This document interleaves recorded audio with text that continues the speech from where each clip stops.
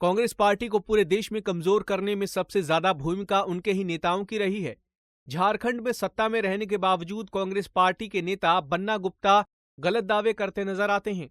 बन्ना गुप्ता ने टेम्पो चलाते चलाते राजनीति की दुनिया में एंट्री मारी थी। उन्होंने राजनीति शास्त्र और संविधान का अध्ययन नहीं किया है, इसलिए उन्हें संविधान के बहुत से प्रावधानों की गुत्थी सुलझाने में दिक्कत आती है। झारखंड में ओबीसी को 27% आरक्षण दिलाने की कैंपेन चला रही कांग्रेस पार्टी के नेता बिना समझे ही केंद्र सरकार पर हमला बोल रही है। स्वास्थ्य मंत्री बन्ना गुप्ता का कहना है कि मोदी सरकार देश में ओबीसी को 27% आरक्षण नहीं दे रही है, लेकिन हकीकत यह है कि देश में ओबीसी को 27% आरक्षण मिल रहा है। इसके अलावा हाल ही में मोदी सरकार ने मेडिकल कॉलेज में एडमिशन में भी ओबीसी को 27% आरक्षण देने का ऐलान किया था। लेकिन आपको ये जानकर ताज्जुब होगा कि झारखंड में ओबीसी के साथ ही अनुसूचित जातियों की भी खुलेआम हमकारी की जा रही है।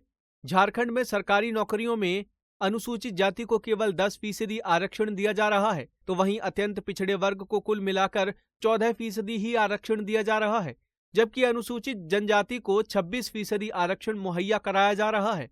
वहीं झारखंड के तमाम पड़ोसी राज्यों में ओबीसी को 27% तो अनुसूचित जाति को 16% आरक्षण दिया जाता है। झारखंड में ओबीसी और अनुसूचित जाति के कैंडिडेट्स के साथ हो रहे इस खुल्लम खुल्ला अन्याय को दूर करने के बजाय बन्ना गुप्ता केंद्र सरकार पर हमला कर रहे हैं। धरना में सरकार है नहीं, सरकार की बात ये नहीं है। बात है कि हम यहाँ से संकनात कर रहे हैं, यहाँ से संवाद दे रहे हैं कि केंद्र की सरकार जो भारतीय जनता पार्टी की सरकार है, जब जब चुनावी मुद्दा होता है, जब चुनाव होता है, तो प्रधानमंत्री जी कहते हैं कि मैं जो है पिछड़े का बेटा हूं, कमजोर का बेटा हूं, ओबीसी की बात करते हैं। लेकिन केंद्र सरकार को पूरे देश में 27% आरक्षण लागू करना चाहिए। इस मांग के लिए हम लोग यहाँ पर बैठे हैं और ये सड़क से सदन तक ये बात उठती रहेगी। इस बात के हम अपने हक अधिकार को लेके रहेंगे। बन्ना गुप्ता जी, इस तरह के झूठे बयान देने से पहले फैक्ट तो चेक कर लीजिए।